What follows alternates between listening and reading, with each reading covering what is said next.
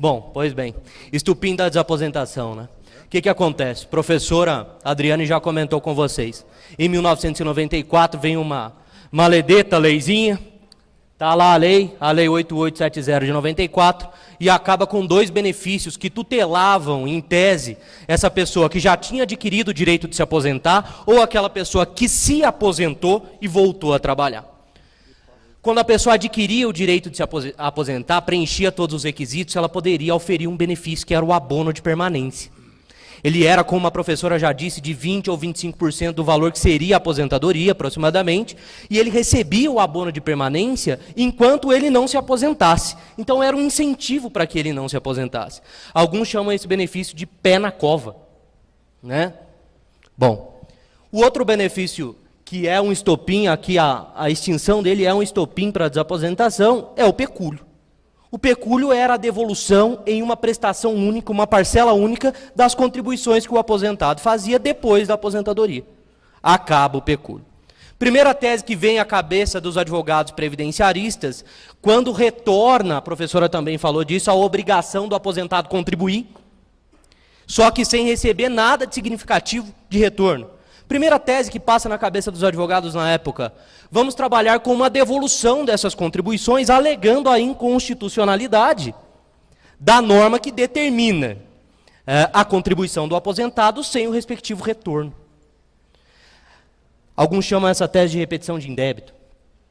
Essa tese já foi apreciada pelo STF, não com repercussão geral, não há súmula vinculante sobre o tema, mas há uma jurisprudência negativa dizendo que, como a Constituição diz que a lei regulamentará a forma de contribuição, não daria para a gente discutir aí essa tributação do segurado aposentado. Mas é uma tese totalmente viável até hoje, né? Porque não há, como eu disse para vocês, súmula vinculante, nada vinculativo a respeito disso. O que a gente alegaria, anotem aí, o que a gente alegaria para pedir a restituição dos valores? A inconstitucionalidade do artigo 12, parágrafo 4º da Lei 8.212, que diz que o aposentado que volta a trabalhar tem que contribuir. Pô, Rodrigo, com base no quê? Com base no princípio da razoabilidade. Ora, não é razoável que eu, segurado, volte a contribuir depois da minha aposentadoria e a mim não seja oferecido um plano previdenciário mínimo. A professora disse aqui, o aposentado que volta a trabalhar no Brasil, ele tem direito a receber salário família. Reabilitação profissional, vocês sabem qual é a reabilitação profissional, né? Que na verdade é uma readaptação, o INSS manda uma cartinha para a empresa lá quando a pessoa está incapaz e fala, olha, arranja um lugar para ele trabalhar aí. Ele tem as seguintes restrições. Não pode ficar sentado por mais de 5 minutos, não pode ficar de pé por mais de 5 minutos, não pode empurrar, não pode puxar. Vai fazer o quê, cara? Que reabilitação é essa? Isso efetivamente não é o conceito de reabilitação. E o INSS também, infelizmente, não conhece o conceito real de reabilitação. Não pratica o conceito de reabilitação. Então, olha como é que o segurado aposentado está. Aí a professora falou... Olha, o artigo 103 do decreto 3.048 de 99 garante ao segurado aposentado ainda salário e maternidade. A gente pensa aquela senhora, 60 anos de idade, grávida. Não dá, moçada. Não dá. Não tem plano mínimo. Se não tem plano mínimo, não é possível a lei exigir a contribuição previdenciária, em face do princípio supraconstitucional da razoabilidade. É uma tese para a gente trabalhar ainda hoje, com precedente negativo, entretanto, do STF. Junto com a questão da repetição de indébito, surge a desaposentação. A professora conceituou desaposentação aqui. A renúncia à aposentadoria visando desconstituir o seu ato concessório, unificando o tempo de contribuição anterior e posterior à concessão do benefício. Para que você quer isso? Você quer juntar os dois tempos para ter uma nova aposentadoria melhor, financeiramente mais vantajosa concedida. Pô, Rodrigo, e por que não pedir uma revisão da aposentadoria com base nessas novas contribuições? Vejam, desaposentação é cancela e ato contínuo concede nova aposentadoria. A revisão seria, utilize esses novos salários de contribuição no período básico de cálculo, estenda esse período básico de cálculo e revisione com base nas novas contribuições. Lá atrás se pensou que não seria possível fazer uma revisão da aposentadoria, exatamente porque o artigo 18, parágrafo 2º da Lei de Benefícios, diz o quê? Que o aposentado só tem direito, as contribuições dele só geram de benefício, salário, família e reabilitação profissional. O primeiro doutrinador a manifestar isso formalmente, esse instituto da desaposentação, abordá-lo foi o professor Vladimir Novaes Martinez. Em uma palestra que ele proferiu no congresso da editora LTR, lá em 1996, ele escreveu um artigo para o jornal que é publicado, e aí ele deu o nome, desaposentação. Foi a primeira vez que surgiu isso. Em 2005 foi o primeiro julgamento do tema pelo STJ. Favorável, a professora já falou aqui. Beleza? O conceito está aí, nós já conversamos. O que é interessante a gente lembrar? Bem rapidamente, que ela já abordou isso. O artigo 12, parágrafo 4º da Lei de Custeio da Previdência é que obriga o aposentado a contribuir. O que volta a trabalhar, evidentemente. O artigo 11, parágrafo 3º da Lei de Benefícios diz que ele é segurado obrigatório. Desaposentação. Tenho duas possibilidades de desaposentação com relação aos regimes previdenciários. Eu posso me desaposentar em um regime e me reaposentar no mesmo regime. É o que a gente vê na maioria das vezes. A pessoa se desaposentando no regime geral e se reaposentando no regime geral. Mas há a possibilidade também, é bom que vocês saibam, da desaposentação em regimes diversos. As hipóteses práticas, os processos são muito menores, é evidente. Mas há essa possibilidade. Vou dar um exemplo para vocês. Professor Carlão. Quem não queria ver o Carlão, por exemplo, como juiz federal de vara previdenciária? Não é? Nós. Quem não queria ver? Ministro. Ministro do STF. Boa, tá cotado o homem, hein? Pelo amor de Deus. Imagina o ganha mal, olha, ganha mal, vai estar podendo mesmo. Olha o direito previdenciário, o ramo do futuro, né? É o ramo do presente para ele. Bom, mas imaginem o Carlos, por exemplo, se aposenta por tempo de contribuição aqui no regime geral e faz um concurso para juiz. Hoje a aposentadoria do juiz ela é mais vantajosa para o Carlos, tendo em vista a limitação do regime geral. Ainda não há lei complementar regulamentando a previdência complementar dos magistrados, né? É bom que se lembre isso. O Carlos poderia se aposentar com base no salário dele, lá, tal, de juiz. Para ele, talvez fosse vantajoso, talvez não é vantajoso, renunciar à aposentadoria do regime geral para contar esse tempo no serviço público e se aposentar antes lá como juiz. É uma possibilidade de desaposentação em regimes diversos, né?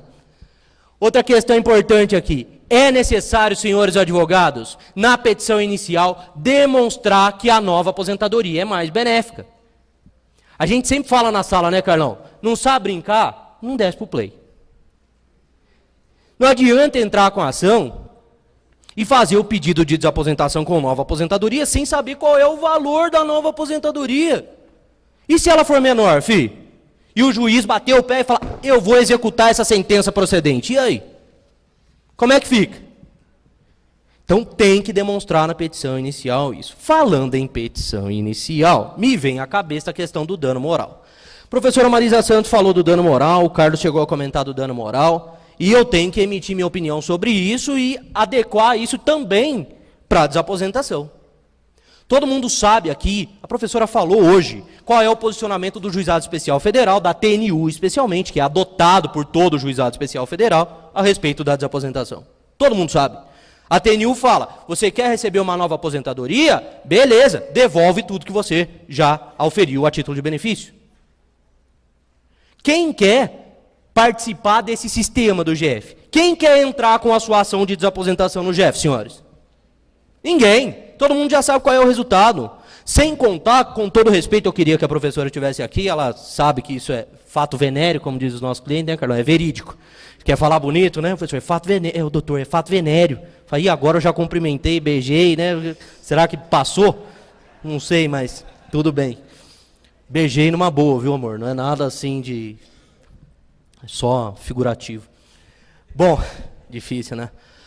A gente quer ingressar com as nossas ações na Justiça Federal. comum nas varas previdenciárias aqui em São Paulo. A gente não quer passar pelo sistema do GEF. É horrível.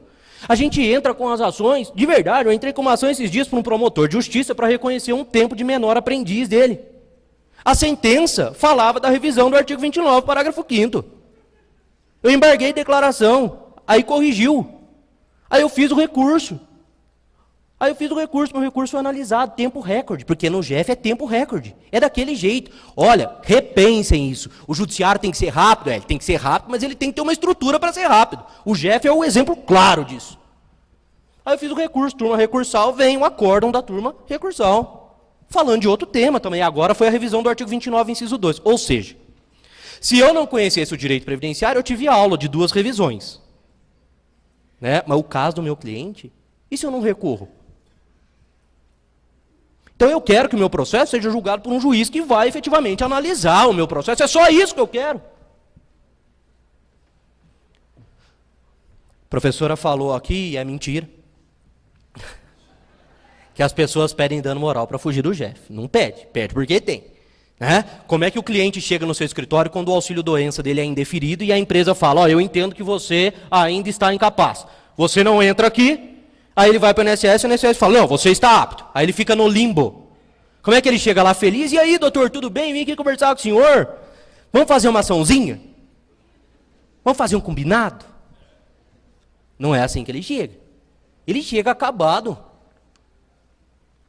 Ele chega, às vezes, com um mandado de prisão expedido contra ele, porque ele não está conseguindo pagar a pensão alimentícia do filho. Às vezes a motinha que ele é motoboy lá, que ele comprou parcelada no financiamento, ele não está conseguindo pagar, porque ele não recebe salário, não recebe benefício. E aí ele vai viver do quê, cara? Como é que ele chega lá, no escritório? Moído, detonado, não é mero aborrecimento, não. Ele chega moído. Ele chega com a moral efetivamente ofendida.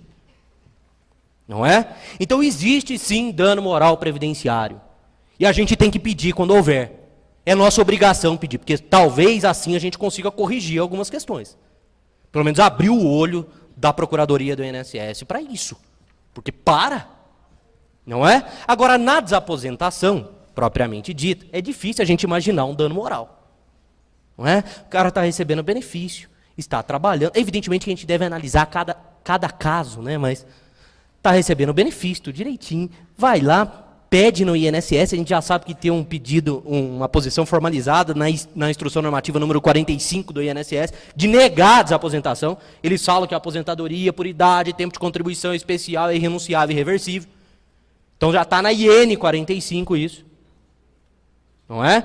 Ele chega lá, toma um indeferimento, entra na justiça, pede dano moral. Arbitra o dano moral no exato valor para superar os 60 salários mínimos, somando as parcelas vincendas que ele pensou do benefício. Aí fica complicado.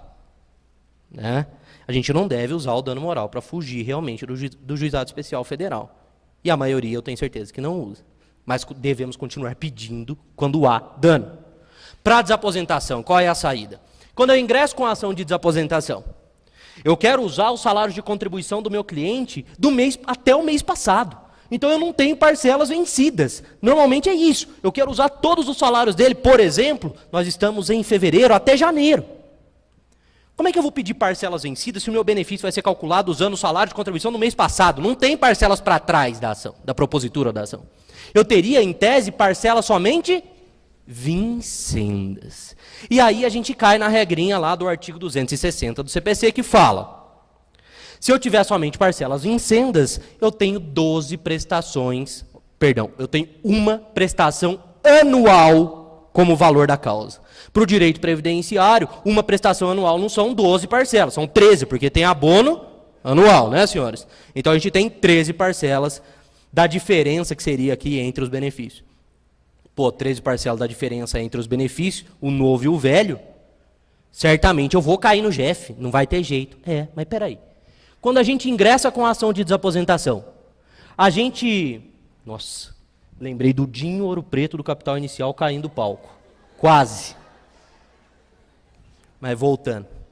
Quando a gente ingressa com a ação de desaposentação, a gente pede, cancela a aposentadoria atual, concede ato contínuo uma nova aposentadoria sem a devolução dos valores já recebidos. Opa, peraí.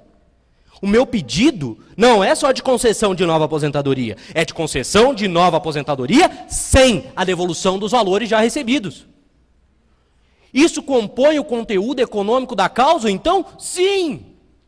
Os valores que eu não quero devolver compõem o conteúdo econômico da demanda. Então, o valor da causa da desaposentação é 13 parcelas da diferença entre o novo benefício e o velho, e o atual, mais o valor que eu não quero devolver.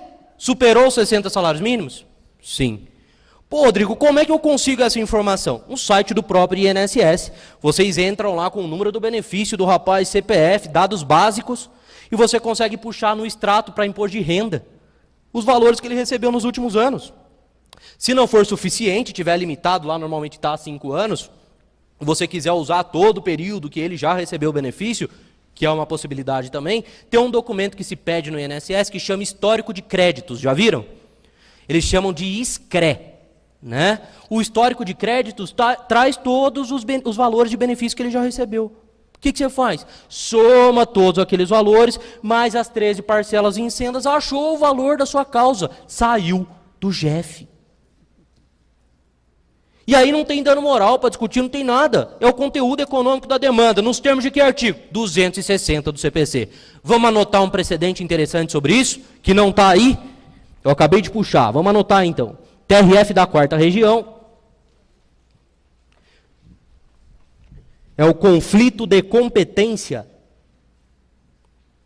0000149 traço 61.2011 ponto 404.0000.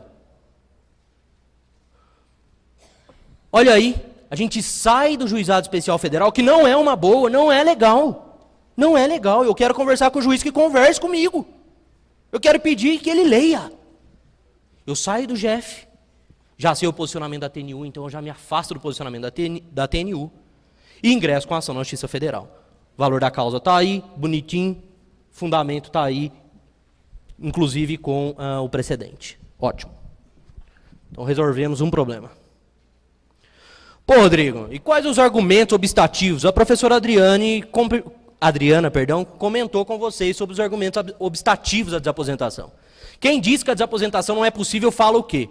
A contestação do INSS vem como? Está aí. A contestação do INSS são esses argumentos aí. Acórdãos aqui da nossa região, nós vamos ver depois, só a 10ª turma tem entendimento favorável aqui na nossa região, na 3ª região. Né? Eles fundamentam no quê? Na lei. Primeiro fundamento que o INSS utiliza e os juízes e doutrinadores que entendem que a desaposentação não é possível também utilizam. Falta de autorização legal expressa. A desaposentação não tem fundamentação legal mesmo. Só que para o indivíduo, que é o detentor do direito à aposentadoria, é aplicado o princípio da legalidade. Artigo 5º, inciso 2 da Constituição. A professora falou isso aqui também, não falou? Ninguém será obrigado a fazer ou deixar de fazer alguma coisa, senão em virtude de lei. Se a lei não proíbe, logo eu posso me desaposentar.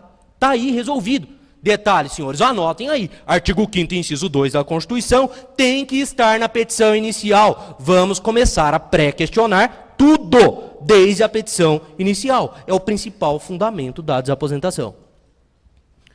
Outra questão que eles levantam. A aposentadoria é um ato jurídico perfeito. E sendo um ato jurídico perfeito, eu não posso quebrá-la, eu não posso renunciá-la. Senhores, é simples, né? Ato jurídico perfeito está previsto aonde? Artigo 5º, inciso 36 da Constituição. Artigo 5º trata do quê? Dos direitos e garantias individuais, direito dos indivíduos. O ato jurídico perfeito existe, esse instituto existe, para proteger o segurado do que a doutrina chama de poder tirano do Estado. É proteger o segurado do Estado. Agora, como é que eu vou utilizar um instituto que é criado para proteger a pessoa contra ela? Ela quer melhorar socialmente e não consegue renunciar à aposentadoria porque a aposentadoria é um ato jurídico perfeito. Esse instituto, então, ele deve ser relativizado e interpretado da maneira correta, né? Segundo a interpretação teleológica. Qual é o objetivo da norma? Proteger a pessoa. Não há razão para utilizá-la contra esse indivíduo. Você vai falar isso, você vai falar de correta interpretação do artigo 5º, inciso 36 da Constituição. Na primeira oportunidade que você tiver para falar, lá na sua réplica, você vai falar isso e vai fundamentar, pré-questionando já, porque nosso processo muito provavelmente vai bater no STF. Outro argumento que eles utilizam aí é que o artigo 18, parágrafo 2º da Lei de Benefícios proibiria a concessão da nova aposentadoria. Senhores, o artigo 18, parágrafo 2º da Lei de Benefícios proíbe a concessão de benefícios de forma cumulativa com a aposentadoria. Na desaposentação a gente não quer acumular nada. Na desaposentação a gente quer cancelar para conceder novo benefício. É só. Então qual é a correta? Olha lá, vamos levantar isso. Para lá na frente, o STJ vê que a gente levantou isso. Qual é a correta interpretação que deve ser dada ao artigo 18, parágrafo 2º? No sentido que ele não trata da acumulação. Ou, perdão, que ele trata da acumulação e não trata da desaposentação. Bom, finalizando, sem estender muito esse tópico, a decadência. Ai, ai, ai. Esse é um problema hoje na desaposentação que a professora não abordou. Ficou para mim. Todo mundo deve saber aqui quem efetivamente milita na área previdenciária. Levanta a mão só para a gente saber aqui. Oh, legal, acho que está meado aqui. Gente nova querendo entrar na área, bacana. O que acontece? Já que está meio a meio, vou trazer a informação desde o início para vocês. O STJ é dividido em sessões que são divididas em turmas. Cada sessão do STJ tem competência para julgar matérias específicas. A terceira sessão do STJ era competente para julgar matéria previdenciária, até o final de 2011. No final de 2011, a competência para julgar matéria previdenciária foi transferida dentro do STJ para a primeira sessão do STJ, que julgava direito penal e tributário. Os processos que já estavam aguardando julgamento na terceira sessão continuaram lá. E continuam sendo julgados pela terceira sessão até hoje. Mas os novos processos, todos foram para a primeira sessão. Primeira sessão é primeira e segunda turma do STJ. Pronto. Começou. Entendimento novo da primeira sessão do STJ. Primeira e segunda turma do STJ. O segurado tem 10 anos, nos termos do artigo 103 da Lei de Benefícios, para pedir a extinção do seu benefício. O cancelamento do seu benefício. Em outros termos, segundo a primeira sessão do STJ, a decadência previdenciária prevista lá no artigo 103 é aplicada para a desaposentação. Então, se você estiver recebendo seu benefício por mais de 10 anos, desaposentação não dá para você. Primeira sessão do STJ. É o posicionamento do STJ? Não. Eu tenho julgados desse ano, da terceira sessão do STJ, falando o contrário. Qual é a questão? Bem sucintamente. O artigo 103 da Lei de Benefícios, ele dá um prazo de 10 anos, que seria decadencial, há uma discussão sobre isso, mas não é para hoje, infelizmente. Mas ele diz que o segurado tem 10 anos para revisar o ato de concessão do seu benefício. Senhores, revisar ato de concessão não engloba, ao meu ver, a extinção do ato de concessão. Revisar o ato de concessão é recalcular o benefício. É mexer no cálculo do benefício que já está concedido. E não engloba a extinção do benefício. A desaposentação pode ser feita a qualquer momento. Afinal, é um direito patrimonial disponível, renunciável. Então vamos lá? Primeira sessão do STJ. Decadência aplica-se à desaposentação. Terceira sessão do STJ. Decadência não aplica. E aí, Rodrigo? Qual é o posicionamento do STJ? Vamos para o regimento interno do STJ. Ninguém fez isso ainda. Há um recurso chamado embargos de divergência, previsto no regimento interno do STJ. Está lá no artigo 200 e qualquer coisa.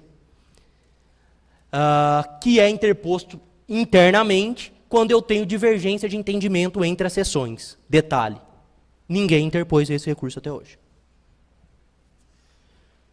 E ressalto, aproveito a oportunidade para dizer que essa divergência de posicionamento entre primeira e terceira sessão do STJ tem ocorrido em outras matérias. Auxílio acidente acumulado com aposentadoria, decadência para os benefícios concedidos antes da medida provisória de 1997. Agora nós temos que saber manejar, trabalhar, manejar os recursos, trabalhar com o processo. Eu falo para os meus alunos, esses dias a gente estava dando aula no MBA e eu estava conversando com os alunos lá do Legal. Falei, olha, o direito previdenciário sem o processo não é nada. É a mesma coisa de você saber que tem um teatro muito bacana para você assistir lá em Nova York. Né?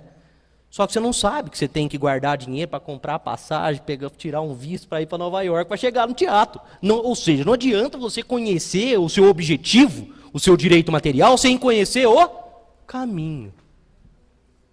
Então tá aí o recurso para a gente manejar. Já sabem o meu posicionamento. Para mim, decadência não se aplica à desaposentação. Finalizando de verdade esses argumentos contrários, a gente tem um condicionamento à devolução dos valores. O que é importante aqui vocês não esquecerem?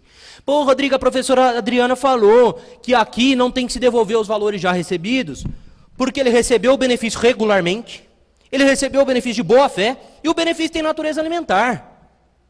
Então não tem que haver devolução. Realmente, eu entendo que não tem que haver devolução. Coaduno do mesmo pensamento que ela. Agora, nós temos que fundamentar isso. Aonde que está o fundamento?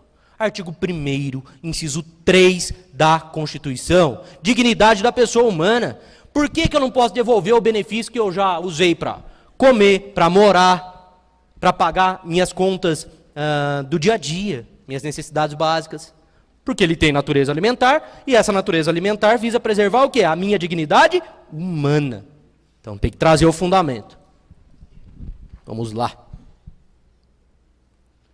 Pô, além desses artigos que nós já citamos aqui, Rodrigo, você acha que a gente tem que levantar algum outro argumento constitucional, especialmente lá na nossa petição inicial de desaposentação, e levar isso para frente no nosso processo? Sim, acho sim.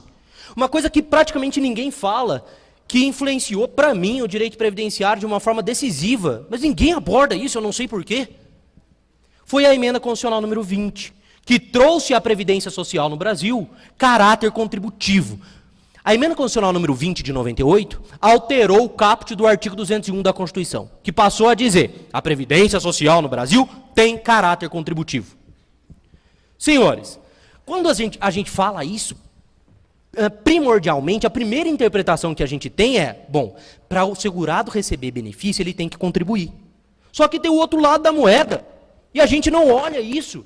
E a doutrina não fala sobre isso. Se o segurado contribuiu, ele tem que ter retribuição. Isso está lá na Constituição. É o princípio da contrapartida, no caput do artigo 201. Tá bom, eu só recebo se eu tiver contribuído. Agora, se eu contribuir, essas contribuições devem gerar para mim o quê? Retribuição. Então, a desaposentação acha fundamento aí também. Rodrigo, e se não houver essa retribuição do Estado, o que acontece? Olha lá, gente, a gente esquece, a gente aprendeu isso na faculdade. Princípio da vedação do confisco tributário, artigo 150, inciso 4 da Constituição. Eu tenho a cobrança de tributo sem a devida contraprestação. O que é isso? Confisco tributário. Eu tenho que dizer isso na minha petição inicial. Eu tenho que dizer isso no meu recurso de apelação, no meu recurso extraordinário. E para finalizar, tudo isso a gente está falando com um aporte no princípio da contrapartida, que está lá no 195, parágrafo 5º da Constituição, que fala o seguinte: eu só posso conceder, estender ou majorar benefício com a devida fonte de custeio. E aqui eu tenho fonte de custeio. Afinal, como a professora Adriana falou, as contribuições que o segurado fez depois de se aposentar eram imprevistas pelo sistema. O professor Marcos Orione Correia, juiz da primeira vara previdenciária aqui de São Paulo, exímio previdenciarista, para mim um dos melhores do Brasil, ele fala assim: não dá para dizer que há rombo previdenciário, ofensa ao equilíbrio financeiro e atuarial, se não há uma conta sobre isso, e não existe conta sobre isso. Se o INSS fizer uma conta e falar, olha, o que ele contribuiu depois não aporta a concessão do novo benefício mais benéfico, a gente pode começar a discutir a existência de contrapartida, de obediência ao princípio da contrapartida. Mas não há. Aliás, o Marcos Orione é favorável à desaposentação, os processos que caem na primeira vara e ele julga, vem muito bem.